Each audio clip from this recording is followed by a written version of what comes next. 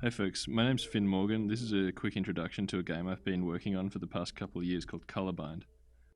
Colorbind is a physics platformer. You control this car thing and you can spin your wheels clockwise and counterclockwise. You can embiggen them, you can lock them stationary, and you use these controls to reach each level's goal. There's a twist though, of course, and that is that here gravity is controlled by colour. So the arrows on these coloured dials down here in the corner show the direction and the strength of the gravity that affects objects of that colour. So as you can see here, for instance, red gravity is pretty normal, but blue objects fall to the left and green objects fall up. So when I push over this stack of boxes here, we can watch all how it works. As you progress, you'll learn more about how the gravity system interacts, and hopefully right up until the end you'll be learning new things and making new discoveries about how the game's mechanics work.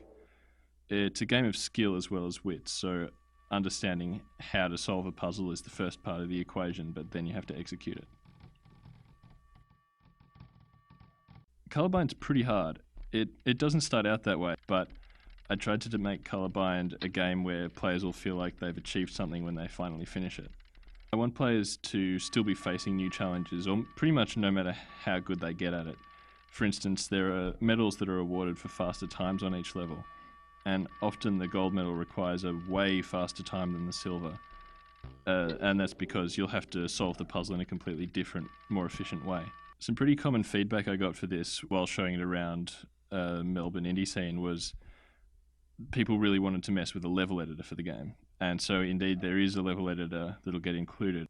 I thought I've pretty much invented all the cool things that you can do with the game's core mechanics, but I'm looking forward to being proven wrong on that.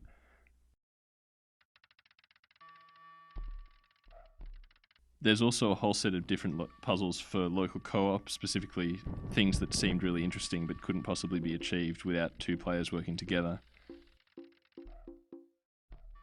Basically, Colorbind's a physics puzzle game for people who actually enjoy that feeling of when you see a new level and think, oh crap, they expect me to do that?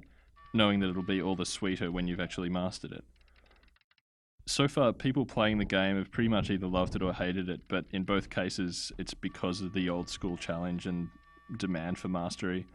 So if that sounds like your thing, I hope you'll check it out. It's coming to all 3 operating systems pretty soon, and if I'm lucky, it'll be coming to some other platforms too.